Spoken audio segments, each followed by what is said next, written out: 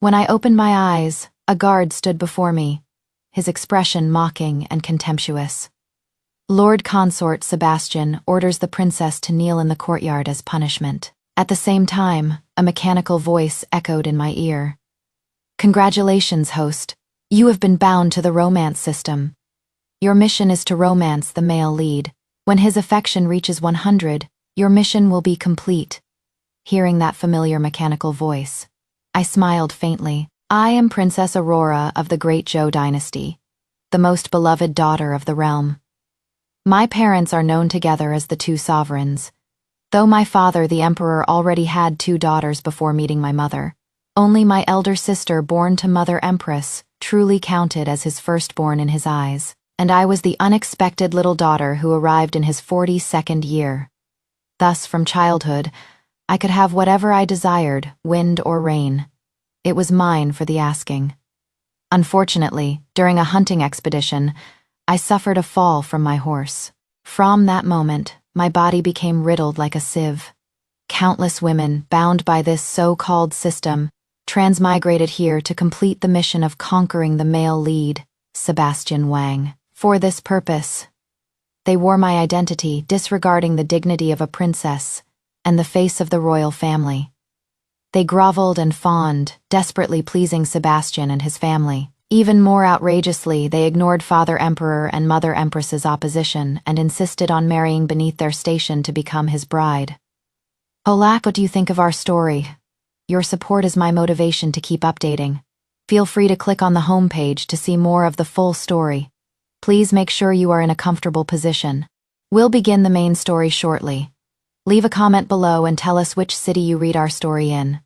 On the first day after the wedding, Sebastian's parents assumed the airs of elders, sitting high in the hall, commanding the princess to perform the kneeling ceremony before them. I found it utterly absurd. The transmigrated woman also hesitated.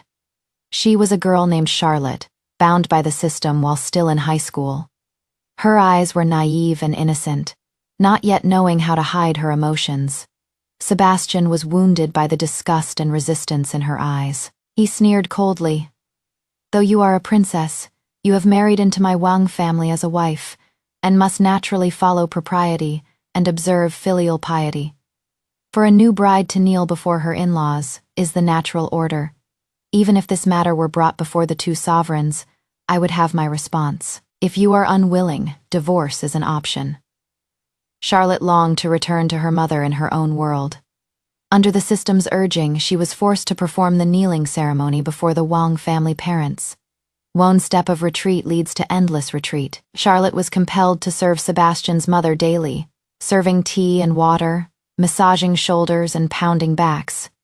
In the evenings, she had to wash clothes and cook for Sebastian, even bringing him water to wash his feet. Even the slightly respectable servants of the Wang household dared to give her dark looks and order her to do various chores. Charlotte grew increasingly haggard, but the Wang family pressed harder and harder. Whenever things went poorly at court, Sebastian would vent all his rage upon Charlotte. Deep in the night, her tearful calls for Mama were her only sustaining belief. Yet unexpectedly, simply because Sebastian's pregnant young cousin craved and ate the stewed soft-shelled turtle sent from the palace for Charlotte. Nearly causing a miscarriage, Sebastian ordered Charlotte beaten with 50 strokes of the rod. 50 strokes, even battle. Hardened warriors from the battlefield could not withstand such punishment. It was tantamount to execution. For a consort to kill a princess was a crime worthy of exterminating 9 generations. Yet not one person in the Wang family found this improper. They executed the order without hesitation. Thus, the conquest failed, and Charlotte was eliminated. The system selected and bound a new host from another world, unaware that when those eyes opened again, it was my true self who had awakened. The system deployed its well-practiced persuasion tactics, honed on countless transmigrated women before. Based on this system's experience, there are currently 2 mainstream methods to conquer the male lead. First, pretend your heart has died and volunteer to marry into the frontier tribes for political alliance. After you marry there, your cousin will sabotage you, causing you to suffer endless humiliation among the foreign tribes.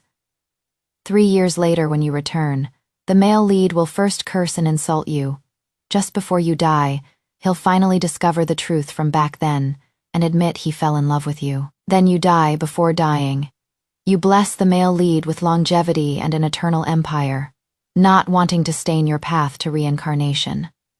In the end, though the male lead possesses boundless power and a harem of wives and concubines, he will spend his entire life living in love and longing for you. But we're taking the route of the modern strong female lead, so this system highly recommends the second method, which is currently the most popular. The mechanical voice suddenly became excited. That is, please him, grovel before him. You must spare no cost to help him ascend the throne and become emperor. After he becomes emperor, he kills your entire family and sends you to become a camp prostitute, while making your cousin the empress. I'll first determine your mission has failed. It seems you are quite miserable, but only this way can you activate the 7-day countdown. During these 7 days, you must go before your cousin and the male lead daily to be abused. After you die, when the male lead sees the suicide note you left 7 days earlier, he'll finally realize he had already fallen in love with you. In the end, though the male lead becomes emperor with a harem full of wives and concubines, children and grandchildren surrounding him, and an eternal empire, he will spend his entire life living in love and longing for you. At that time, I will announce your mission is successful.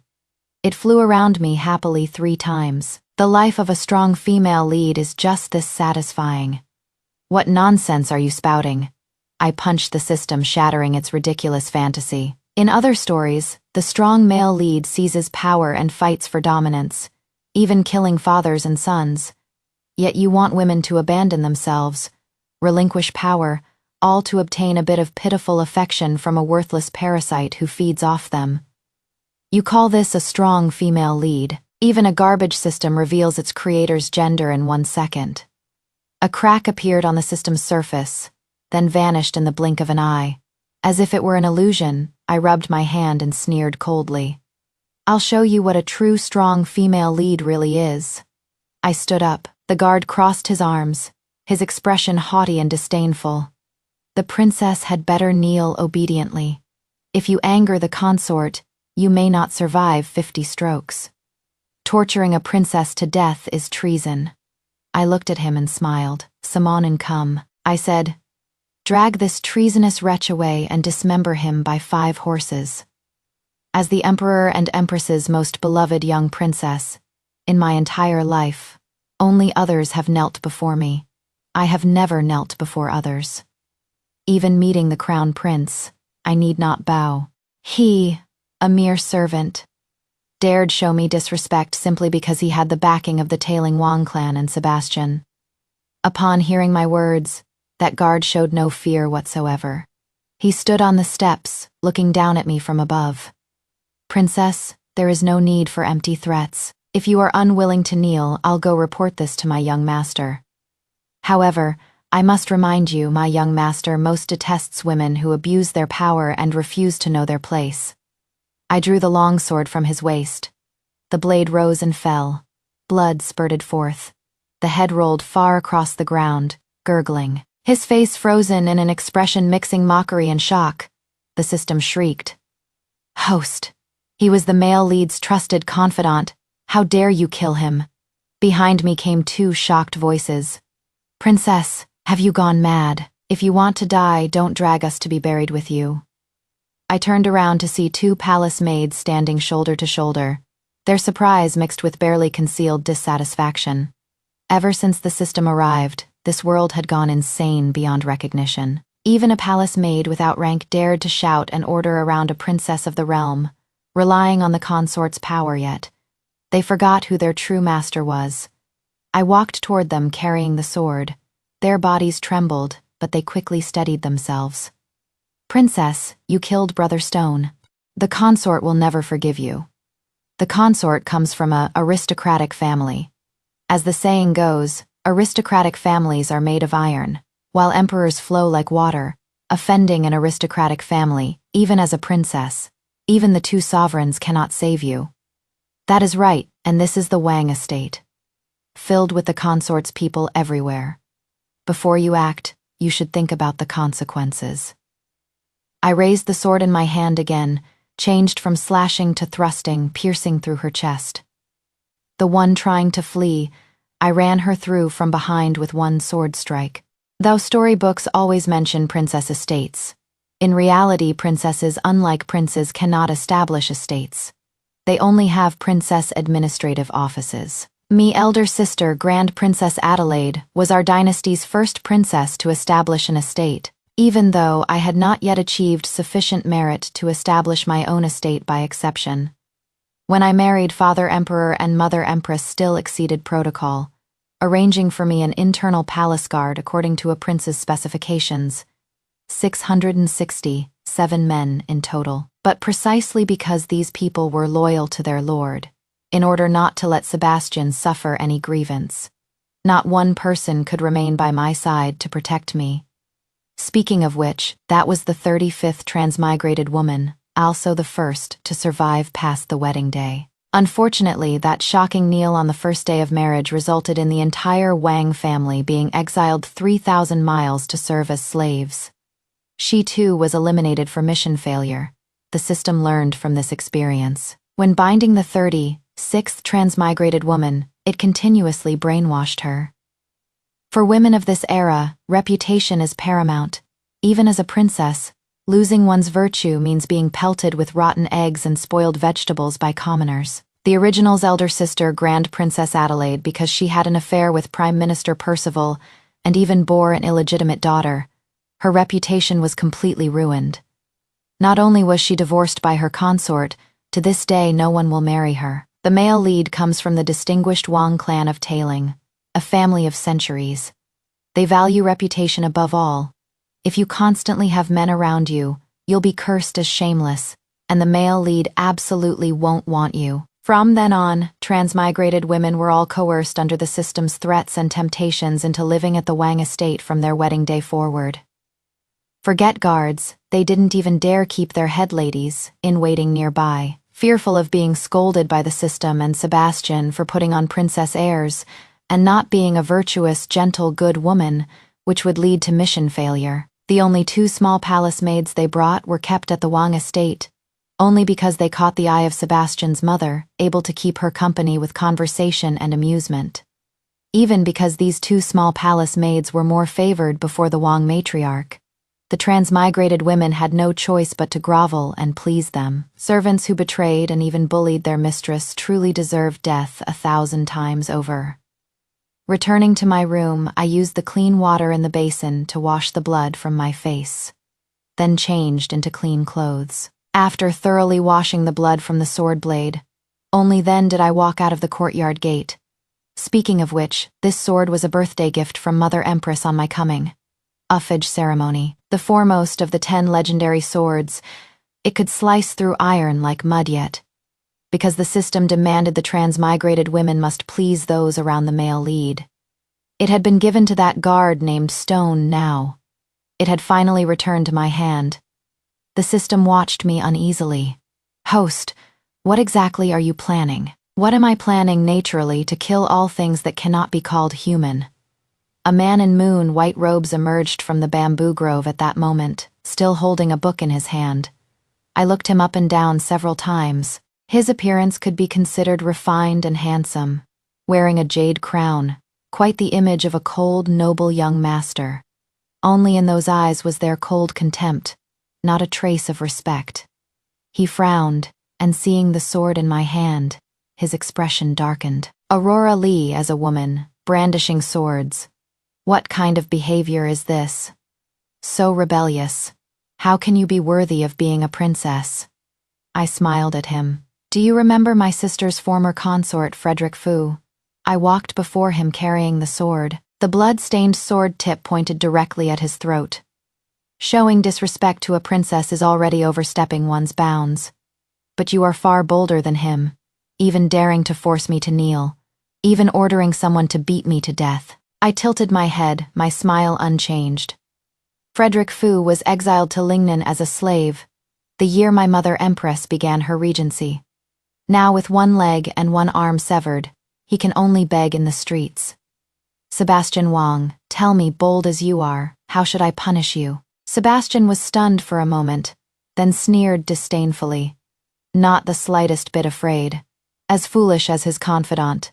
The system had personally watched me behead stone with one sword strike. It shrieked, "Host, what madness are you speaking? You don't actually intend to kill the male lead. What reason is there not to kill him?" Sebastian was unaware of my conversation with the system. He laughed coldly. "Aurora Lee, after pretending to be virtuous and gentle for so long, why not continue the act? So what if they're the emperor and empress? In the past, we aristocratic families could elevate them to the throne. Now we can send them to the Yellow Springs." His slender fingers pressed against the sword blade, trying to push it away. "A mere princess dares to think she can lord over the Wang family. I'll have someone send you to the ancestral hall to kneel and reflect on your mistakes. Until I calm down, you'll be permitted only one bowl of clear water daily." Aha! Rotating my wrist. The long sword thrust forward, but this time it pierced not his head, nor his chest. On the ground lay a small piece of flesh about the size of a finger. Sebastian curled up, his eyes blood red, like a shrimp with its vein removed. The system's shriek became even more piercing. "You crazy woman, do you know what you are doing? He is the male lead." One punch, and the system was forced into silence. "Shut up. Don't make me destroy you right now." I took honey from my robe and sprinkled it on his wound. This was excellent medicine for stopping bleeding. I grabbed Sebastian by the hair and dragged him deep into the bamboo grove. His mouth was already stuffed with a handkerchief by me, unable to make any noise. After firmly binding him to a tree because my hand slipped, I accidentally spilled all the remaining honey from the jar over his body. Then I embraced my beloved longsword and walked out of the bamboo grove. It wasn't that I didn't want to kill Sebastian, but letting him die so easily truly couldn't resolve the hatred in my heart. Fortunately, though the bamboo grove had many insects and ants, it had no venomous creatures. The system tried to punish me, but it failed. It wanted to unbind from me, still failed. Finally, it could only choose to lie dormant, watching me walk leisurely, as if taking a stroll, into the courtyard of Sebastian's mother. At that moment, she was gnawing on a honeyed crystal pork knuckle. A beautiful woman with a graceful figure, who despite reaching middle age and having borne 8 sons, still had a slender waist like a young girl. Seeing me enter the courtyard, she set down the knuckle and ordered someone to bring water to clean her hands. Governess Grace nearby saw I hadn't taken the initiative to kneel and pay respects, and scolded me harshly. Truly lacking in manners. "Seeing your mother, in-law, don't you even know to pay respects?" I smiled.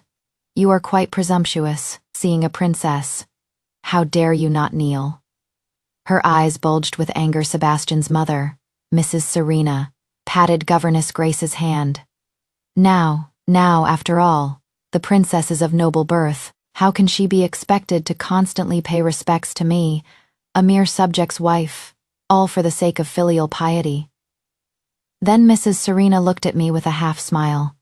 "However, Aurora, don't blame Mother for speaking unpleasantly. A princess is just a fancy, impractical luxury item.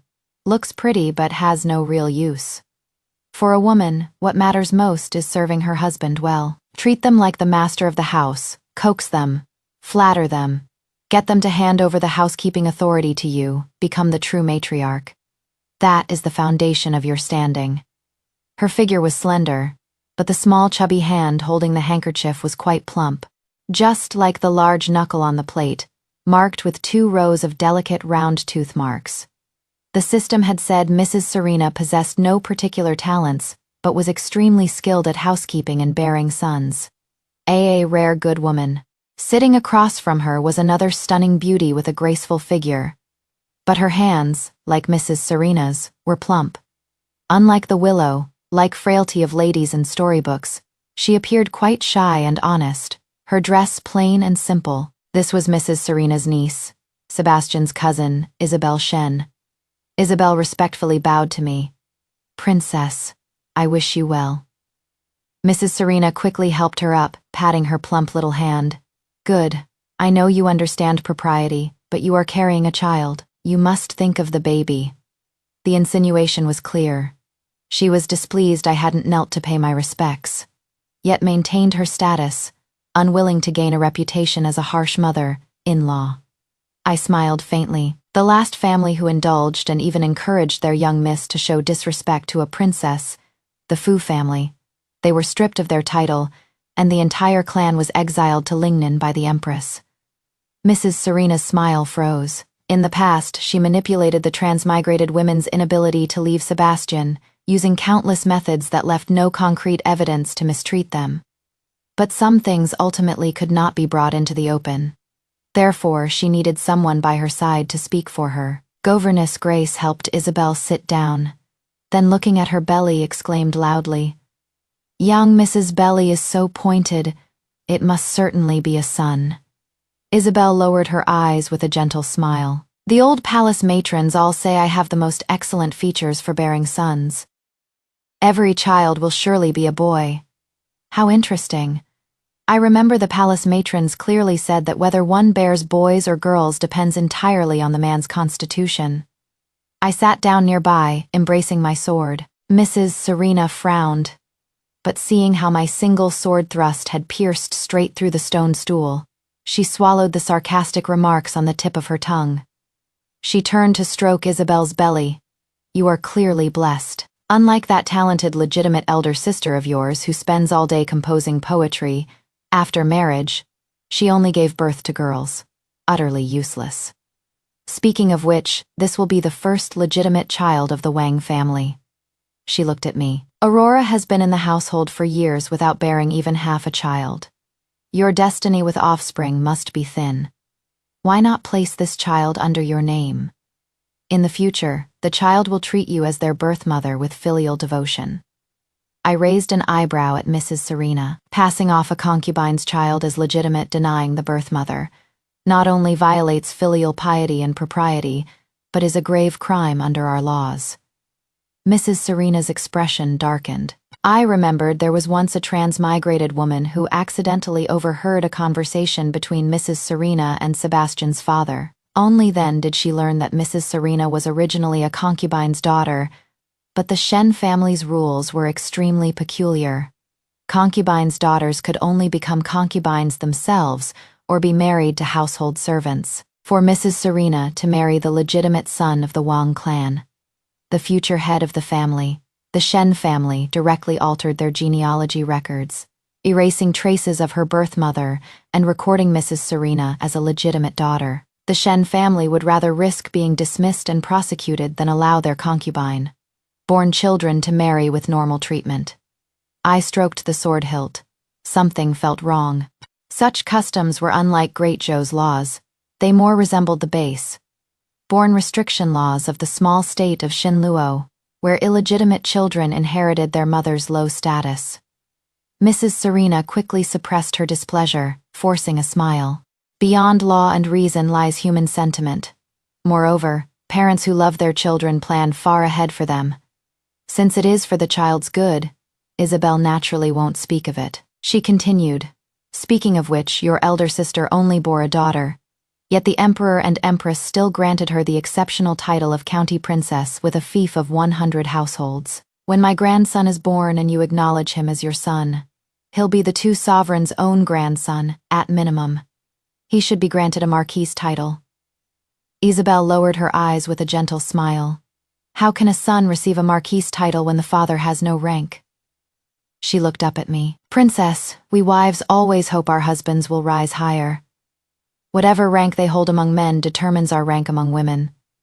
Mrs. Serena grew more pleased, the more she listened, patting her plump little hand. "You are so sensible, knowing to help your man advance. Once your man is granted a marquis title, you'll also receive an official rank." Governess Grace timely said what Mrs. Serena couldn't say directly. Young Miss truly keeps the young master in her thoughts constantly, always thinking of him. Yet some people claim to admire the young master but haven't even thought to secure him a title. I watched the three of them sing in harmony, scheming to drain me to the bone. The system appeared opportunely. "Host, although you did that to the male lead, the mission isn't entirely hopeless. As long as you help the male lead ascend the throne and make his affection reach 100, you can return to your original world. If you fail to complete the mission, you'll be eliminated. I smiled with lowered eyes. I understand. I raised my sword, cold light flashed. Mrs. Serena instinctively closed her eyes. She only felt warm liquid splatter across her face. Isabel covered her mouth, suppressing the scream about to escape. Governess Grace stared with shocked, disbelieving eyes. Blood spurted from her throat. She collapsed with a thunderous crash, convulsing continuously, until her eyes completely lost their light. Sebastian's father had been a libertine, but after marrying Mrs. Serena, he established a persona of avoiding women, claiming he wouldn't even eat hen meat.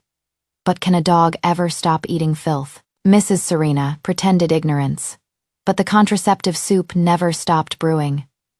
Governess Grace poured bowl after bowl of mercury, laced contraceptive soup down those poor women's throats, then watched them die of slow poisoning, and cursed them as lowly creatures who seduced men deserving their deaths. She truly deserved to die.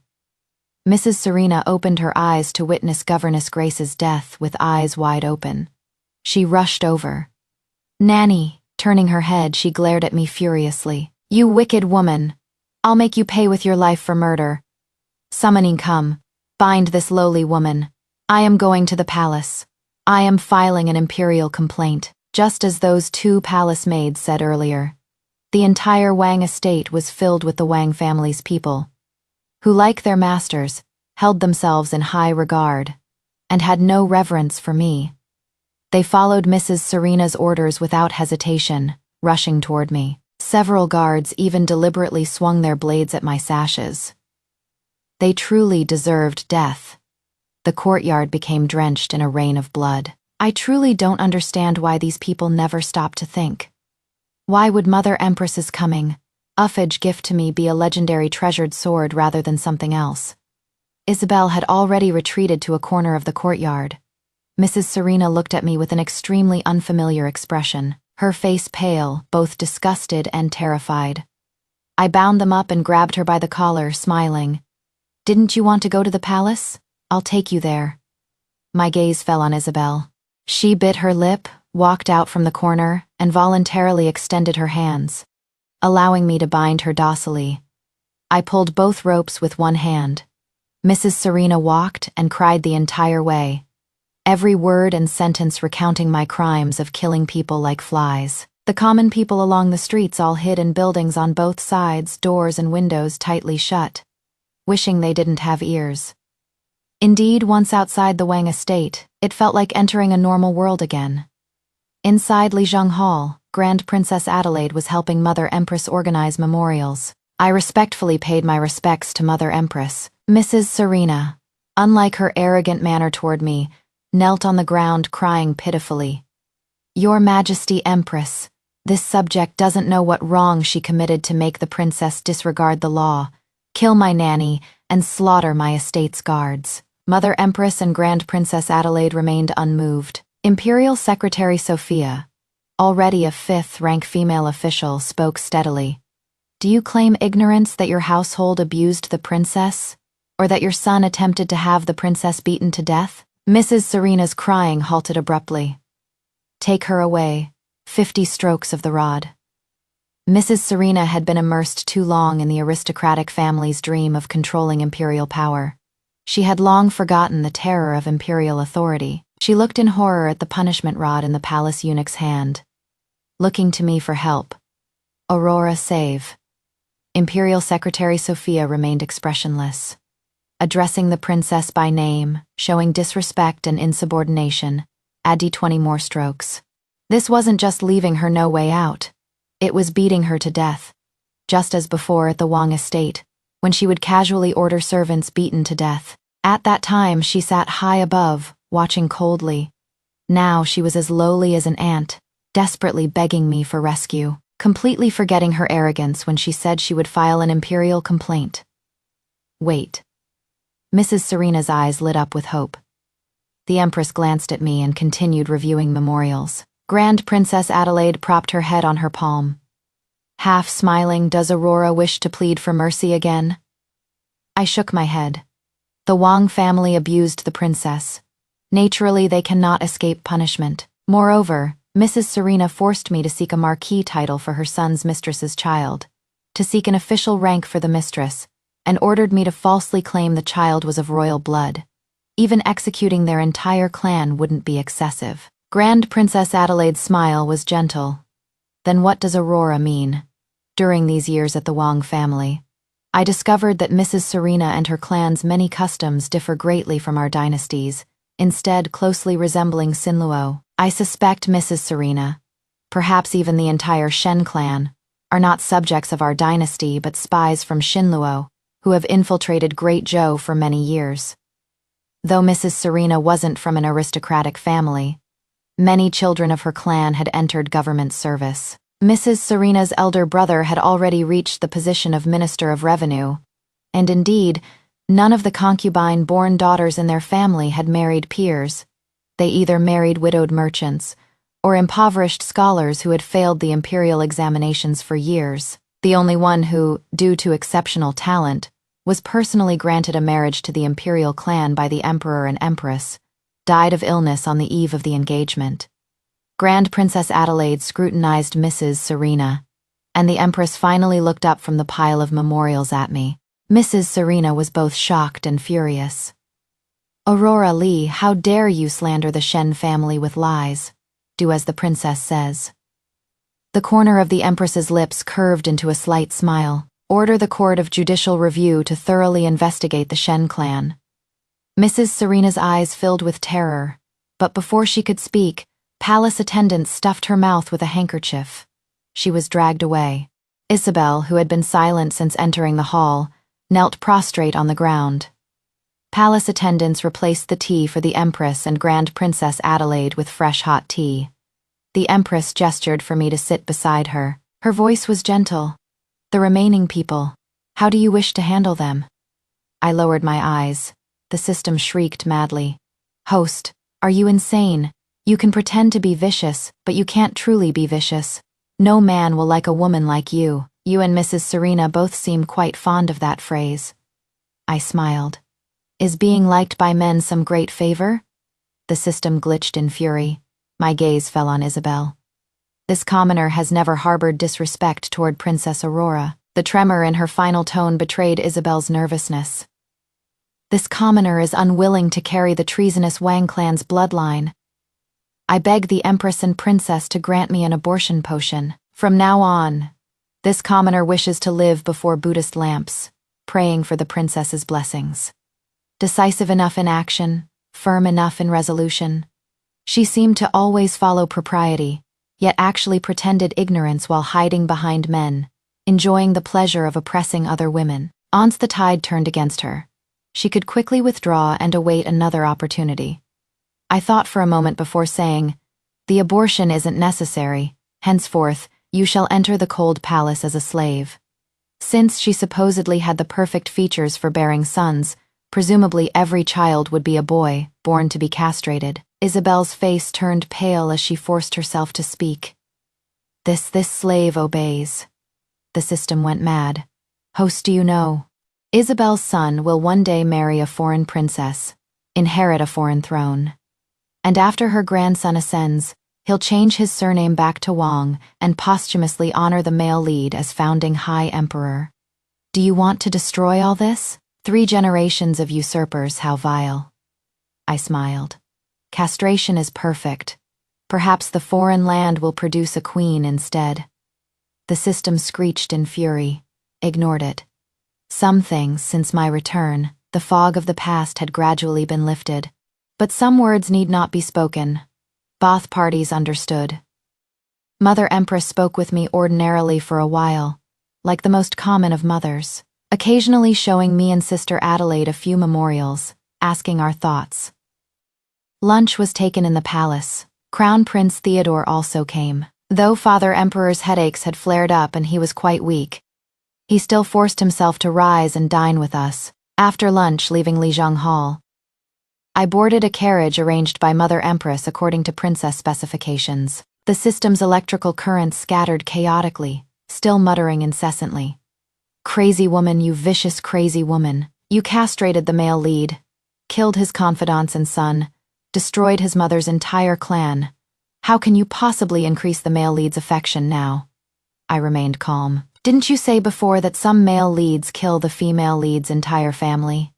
Yet they can still have a loving, happy ending. The system shrieked. You want to kill the male lead's entire family too? You are dreaming. I punched it, and the system clearly cracked further. Shut up. Keep making noise and I'll break you completely. The carriage traveled smoothly along the road. The two sovereigns' decree was simultaneously delivered to the Wang family. Sebastian and his father were dismissed from their official positions, ordered to be investigated by the Court of Judicial Review for abusing the princess, attempting to confuse royal bloodlines, and committing insubordination.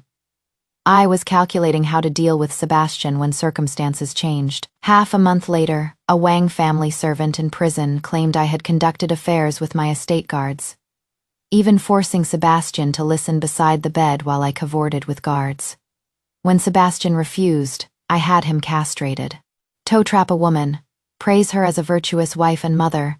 Toe destroy a woman, curse her as a wanton whore. No one cared about the truth. They only competed to join this hunt. For a time, court and countryside were in uproar. Numerous officials submitted memorials demanding Father Emperor release the innocent Sebastian and his father, and severely punish me for my immoral conduct, abuse of my consort, and slander of my mother-in-law. Isabel also blocked Crown Prince Theodore in the cold palace, weeping blood, begging him to clear her innocent clan, and the Wang family in prison of their false accusations. Some court officials even directly accused the Empress of indulging her daughter's violence. Truly a case of a hen crowing at dawn. Another Empress Elfei reborn. Father Emperor neither agreed nor disagreed, as if tacitly approving their attacks on the Empress. Crown Prince Theodore also memorialized at this time, respectfully requesting the Empress withdraw to the inner palace and cease interfering in government. The system gloated. I told you long ago, in female-oriented fiction, men are heaven. Haven't you read those stories? Even when the female lead becomes empress, she still watches her in-laws expressions. If the male lead puts down his chopsticks, the empress doesn't dare take another bite. You are merely a princess. What gives you the right to be so arrogant? Why do the 8 great ancient surnames all have the female radical? The system's processing stuttered at this question. What? I paid it no more attention, only ordering someone to prepare a carriage for Zhaoyu prison. Sebastian and his father were held in a separate cell. A young man with his back to me stood outside the prison, speaking in hushed tones. I will petition to demote Aurora to commoner status. Henceforth, she will merely be a wife of your Wang family. I hope you two can forgive her transgressions and treat my sister well. Miss Isabel is indeed a chaste and virtuous woman. I believe she will guide Aurora properly in the future. Oh, isn't this my virtuous crown prince brother? What madness is he spouting now? Sebastian lay pale on the bed. His father knelt outside the cell door, kowtowing to the crown prince. The crown prince is benevolent. If you can restore my father and son's innocence, the Wang clan will join with other aristocratic families to assist the crown prince in becoming a sagely enlightened ruler. The system was satisfied. Excellent. Next, the crown prince will ascend the throne. The male lead will be granted the title of regent prince, and Isabel will become his princess consort. The empress will be imprisoned and die of illness. The grand princess will be tortured to death, and you'll be alone and helpless. The male lead will abuse you. The crown prince will despise you, and Isabel will sell you to a brothel to learn proper behavior. But don't worry, once you die, they'll love you. I sneered. What a pathetic moral fantasy of the powerless. The system objected. What do you know? Readers love watching this kind of abuse. I mean, watching the crematorium of chasing one's wife back. The more the female lead suffers, the more readers love it. How interesting. So I am merely a character in a story. Fine, I understand. I strode toward the crown prince. Just as he was about to order me to kneel and apologize to Sebastian and his father, I unhesitatingly drew my beloved great sword. Amid the system's shrieking, I thrust it into the crown prince's chest. A young ruler who could produce a regent prince of a different surname to share power was nothing but a useless waste. and he dared to contemplate matricide and sororicide. The crown prince's eyes widened in shock. Sebastian and his father roared, "Summoning come! Princess Aurora has assassinated the crown prince." I calmly withdrew the long sword. Blood splattered everywhere. The crown prince fell backward. "Is this abusive enough? Satisfying enough? You psychopath? How could you kill the crown prince? Are you some kind of super aggressive variant killing even your own brother? Without the crown prince, how can the male lead become regent prince or emperor? You've destroyed everything, do you understand that?" So noisy. I punched the system silent with one blow. The cracks on its body deepened. In the Xuanqi Hall, Father Emperor looked at me with heavy eyes. "Why did you harm your brother?" I answered calmly. Crown Prince Theodore harbored treasonous intentions, promising to share the realm with aristocratic families after his success. Your daughter was unwilling to see our ancestors' hard-won empire handed over, and in a moment of fury struck. The hall fell into prolonged silence. Court officials outside petitioned for my execution. Some even shouted that the Empress had poisoned the prematurely deceased Crown Prince Yaid to seize power. Until Prime Minister Percival's appearance, he discovered hundreds of suits of armor in the Eastern Palace's stables, evidence of the Crown Prince's intended rebellion. The officials who had been clamoring for my death suddenly fell silent. Father Emperor stared at the armor laid before him and ordered a thorough investigation. Simultaneously, many people went to the Court of Judicial Review, striking the petition drums. Upon investigation, all were revealed to be family members of servants beaten to death by aristocratic families over the years, or relatives of concubines and illegitimate children who had been poisoned. Among them was Sebastian's concubine, born elder sister. As the daughter of a third-rank capital official, she had been married by Mrs. Serena to a servant woman's grandson. When her birth mother merely inquired about the man's character, Sebastian's father had her dragged away and drowned as punishment for being restless. This was a barbaric private punishment that should only exist in remote mountain villages. Just years ago, Grand Princess Adelaide had castrated all the men in one village for this practice, and the Empress had explicitly forbidden such evil customs. Yet, in today's aristocratic family inner quarters, this was the most commonplace occurrence. They treated law as nothing, took lives carelessly, called themselves refined scholars, but were nothing but filth. Not only were the Emperor and Empress furious, but public opinion boiled with indignation. Aristocratic family members were continuously arrested and imprisoned. All involved officials were dismissed and stripped of their positions, awaiting final judgment. Now they had no energy left to concern themselves with whether this princess had conducted affairs with her guards.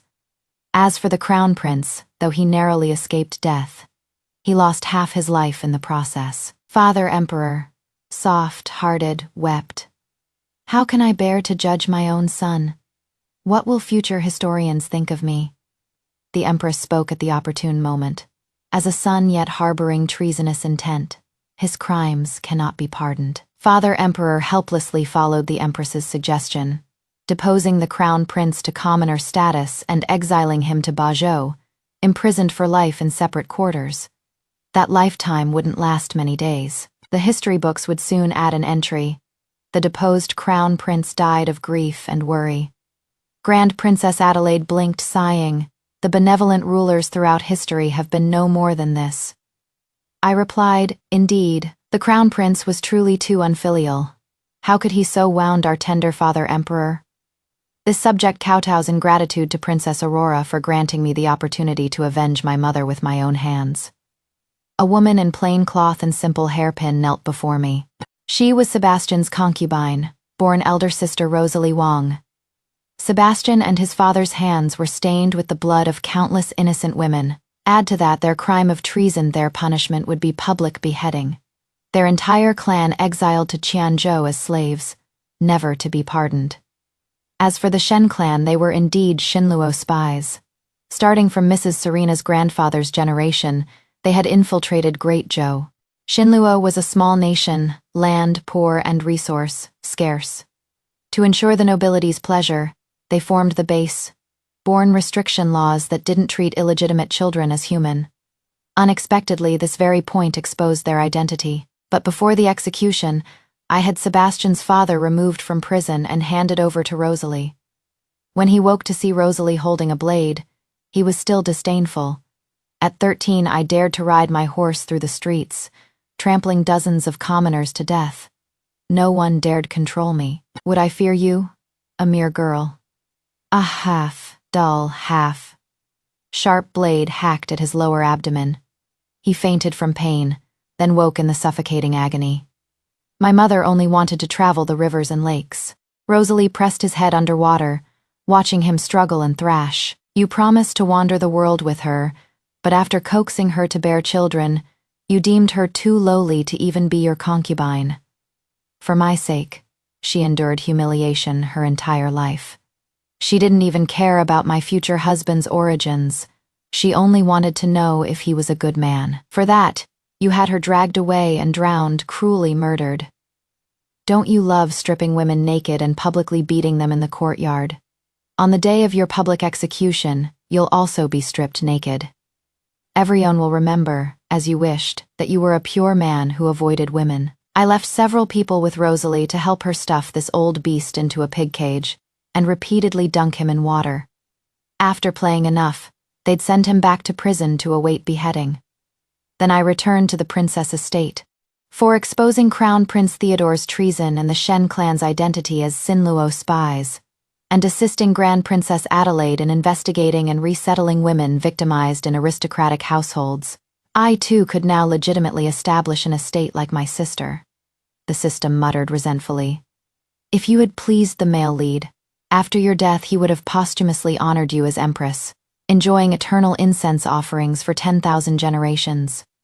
What is so great about a princess estate? Seeing the system so missed the male lead, I took it to see him.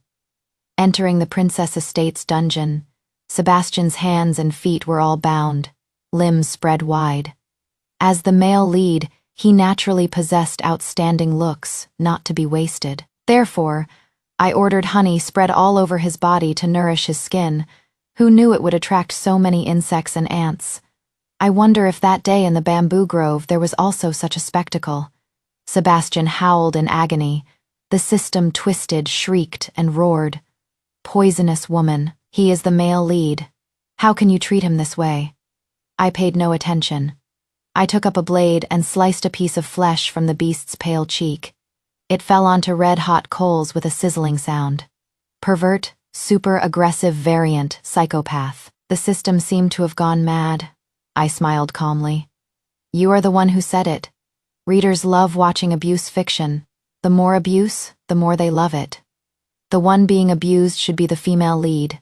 What right do you have to abuse my male lead?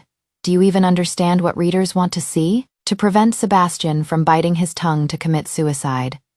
He no longer had a tongue. No watching piece after piece of flesh turn white then black in the coal basin. His body transmitted prolonged, piercing pain that made his eyes bloodshot as he gasped in agony. Seeing my unhurried movements, the cracks on the system deepened further. Mission failed. You will be eliminated. It calmed down. Host, as long as you max out the male lead's affection, you can receive 100 million yuan and return to your original world. That is 100 million. But I only cared about readers' satisfaction. Quietly slicing flesh. I no longer acknowledged the system. Every time I counted 100 pieces of meat, I would stuff the cooked flesh from the coal basin into Sebastian's mouth. This beast who fed off women, draining them to the bone and extracting every last bit of value. He should taste his own flavor. Amid the system's frantically malfunctioning mechanical voice and the ever-widening cracks on its body, I saw another story. After Father Emperor's death, Mother Empress ascended the throne, later passing it to Grand Princess Adelaide. Princess Aurora always remained by her sister's side in assistance. Thereafter, emperors were female generation after generation, with increasingly more female faces among officials. There were never terms like female emperor or crown princess, only emperor and crown prince. But 2,000 years later, when someone read this history, they couldn't believe women had once stood above noble men. Furiously, she used her plump little hands to type novel after novel on her keyboard.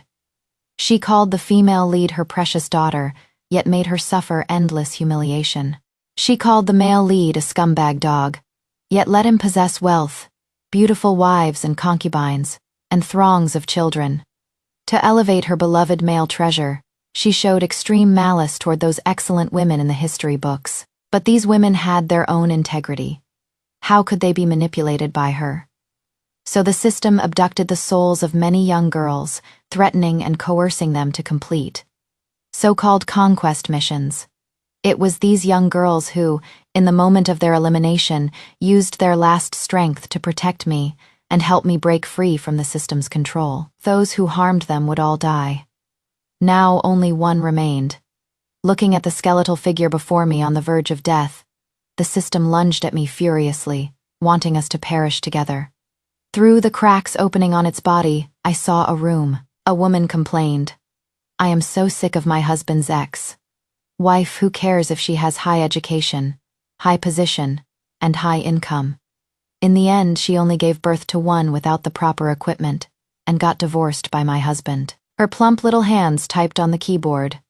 "Emph, the next story will be modeled after my dear husband's ex-wife." I kicked her into the hundreds of novels she had written. Looking around, they all bore tags of strong female lead and realistic. Yet were all abuse fiction targeting women perfect. Finally, she could personally play the little game of crematorium wife, chasing with her beloved male leads. As for the system, Wone Punch. It finally shattered completely. In the sky full of fragments, I saw familiar faces one by one. These lovely girls could finally return to their own worlds and embrace the bright futures that belonged to them. End.